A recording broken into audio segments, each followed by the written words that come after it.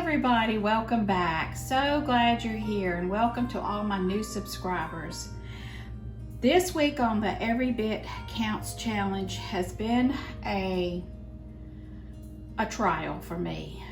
Last week, towards the end of the week, I burnt my 2 fingers and my thumb. I was reaching in the microwave grabbing some hamburger buns that I had put in there to heat up for about 20 seconds, not realizing, didn't even look in there when I reached to grab it, but the little metal tag had caught fire and the plastic had melted. So when I was looking down doing my hamburgers, I reached up and grabbed the bag without looking, and all of the plastic just adhered to my thumb and my 2 fingers.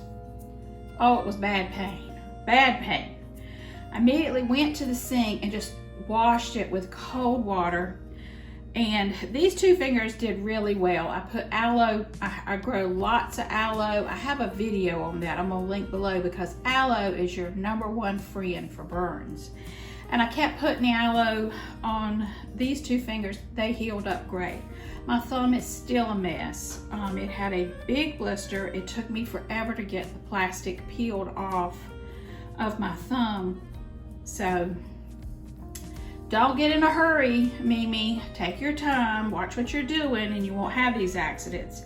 But the thumb has gotten infected, and I'm really having to doctor it, so I can't pressure can like I wanted to. I can't do anything with water.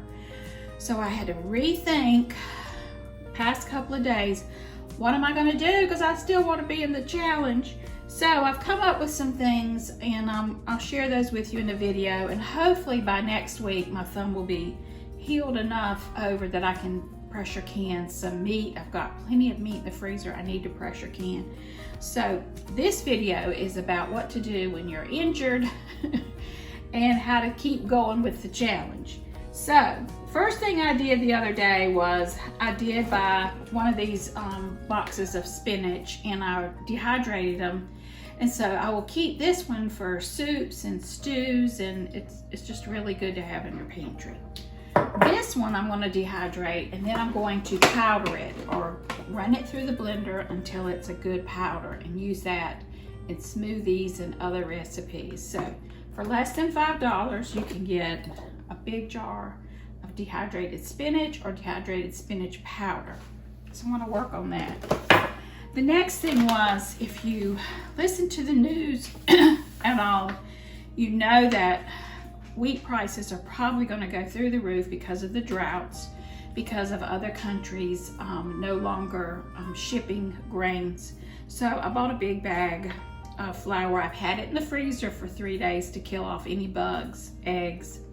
And I'm going to show you, just like I did the rice, I'm going to be using my food saver to shrink this down, get all the air out, and then it'll be good in long-term storage. And I thought while I was at it, I'm gonna go ahead and do 2 bags of cornmeal the same way. So I'll show you how to do that. And then the next thing is, this is my favorite thing to dehydrate because it takes no effort. You buy a bag of frozen vegetables, cut it open, and you pour it on your dehydrator shelf. That's it. I won't even get my hand wet doing this. So this is great.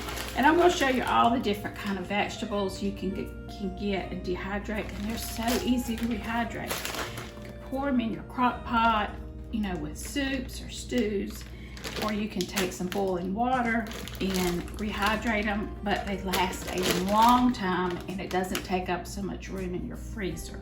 So we're going to do that too. So, let's get going, y'all. Right, let's get these baby lima beans in the dehydrator.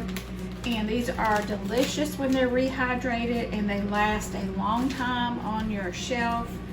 And then you're freeing up freezer space by dehydrating these. So today I'm going to be dehydrating baby lima beans and 2 bags of mixed vegetables that I like to use in my chicken pot pie and beef shepherd's pie recipes. And it's the corn, carrots, and peas and string beans. So here's how easy it is.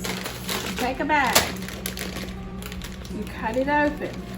You see, I'm doing it with the bad thumb. And then you just pour it on your dehydrator tray, right on top. 1 bag per tray. Just like this. And then you're gonna spread it out. Just like that.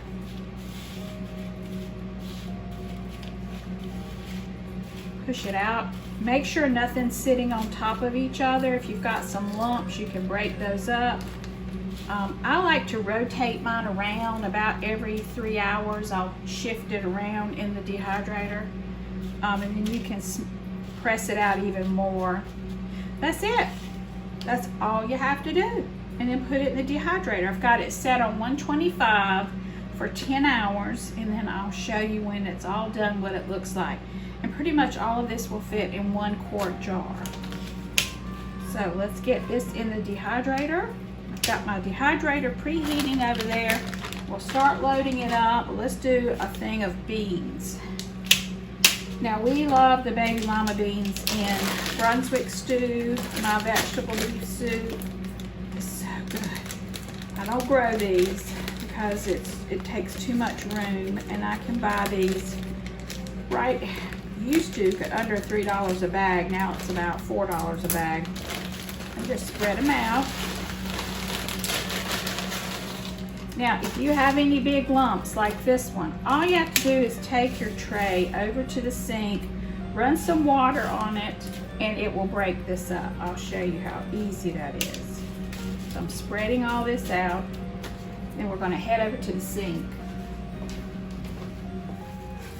All right, I've got it on the tray, and I'm just gonna cut the water on. Just let it thaw these beans out a little bit and break them up.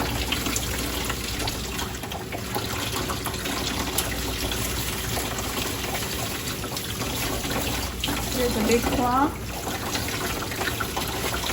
Now these are not the only thing you can do. You can do bags of frozen carrots, string beans, black-eyed peas, broccoli, cauliflower, squash. I'm trying to think of all the things that I have dehydrated that were frozen in these bags. And if you can find them on sale, stock up and then put them in your freezer, and then when you're ready, pull them out and dehydrate them. Like these have been in the freezer for a couple of months, and I needed more room, so I'm going to take them out and put them in the dehydrator and give me some room in my freezer. Okay, this is my Excalibur dehydrator, and I can see I've got the beautiful green baby lima beans, the mixed vegetables, all loaded up. And in about 10 hours, I'll show you the result.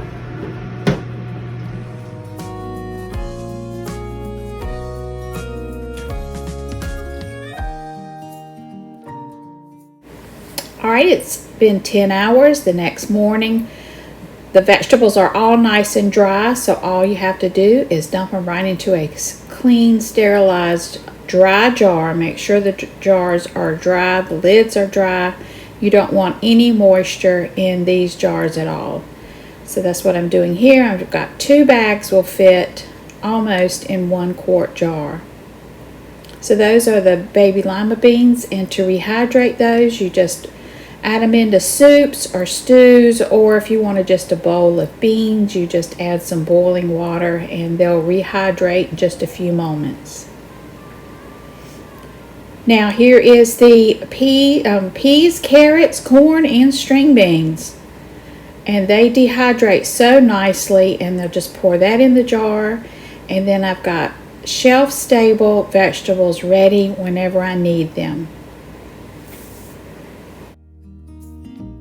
Now after the jars are all packed, I put on a clean lid and ring, and I'm going to use my vacuum sealer to get all of the air out of these jars and make them ready for long-term storage. And now we're going to move on to the flour. So I've got flour and cornmeal that I wanted to package also for long-term storage. So I'm just putting 4 cups per paper bag, And the reason you put it in the paper bag is because you don't want the dust from the flour or the cornmeal to get up into your vacuum sealer. So this is a perfect way to keep that dust within the bag. And I'm just adding a piece of tape, and also it protects it from light. You don't want light to hit your stored foods. I'm going to cut out this recipe on the back of the cornmeal. It's really good. I use it all the time, and I'm just going to put that in my recipe book. So using the vacuum sealer and the vacuum bags, you just place in your paper bag just like we did rice, and then seal it on dry and get all of the air out, and it will become like a hard block, and then it will seal. And this is perfect for flour, cornmeal, rice, sugar, anything like this that you don't want the dust to get into your vacuum sealer and mess it up. So I did the same process with the flour, 4 cups per paper bag, and then I sealed it. And so I've got now a nice stock of flour that I can pull out in 4-cup bags and use in the next year to come. So that was something I did on this particular day. Got a nice stockpile of flour and cornmeal. So let's move on to the next day, and outside my okra is going like crazy. And so I went and picked a batch. I'm going to use my Zatarain's fish fry and just put it in a plastic bag. I'm going to dump in that okra, give it a good shake. I'm doing it about 3 cups at a time, shaking it, making sure it's all well coated. And then I just put this whole bag in the freezer. So that is one way to take care of your okra that's coming in, and this okra will keep coming until the first frost. So I love fried okra. It's my favorite vegetable. So I'm going to double bag this, and then I just pull out what I need. And for the last day, I've got an abundance of eggs, and this is a good way to use up 24 eggs at one time. So I'm cracking them 2 at a time, whisking them very well. And I'm going to pour these in my silicone baking mat. Here you can see these are what I use to make pumpkin bars. But I'm just putting the eggs 2 at a time in each one of these little compartments, and then I will put this in the freezer overnight and freeze these in 2 egg increments. And then all I need to do when I need some eggs for cookies or muffins, I just pull out a bar of these out of a Ziploc bag. So there they go in the freezer, freeze them overnight, and the next morning I just pop them right out of the silicone mold and into a Ziploc bag, and they are ready to use. Now usually in November and December my girls slack off on their eggs, so this will be great. I'll have these ready for recipes, and it just works perfect. So that's all I got done this week with my big old sore thumb. It is getting better by the end of the week. The blister is almost healed. The pain is certainly much better. But it has been a very interesting week. And I look forward to next week. I've got a lot of pressure canning I need to get caught up on. So stay tuned for that. So in the description box below, I will leave a link to the Every Bit Challenge playlist. Go there and find some great ideas. I hope you enjoyed this video. Thank you all so much for watching, and don't forget to like and subscribe. I hope you all have a very blessed day.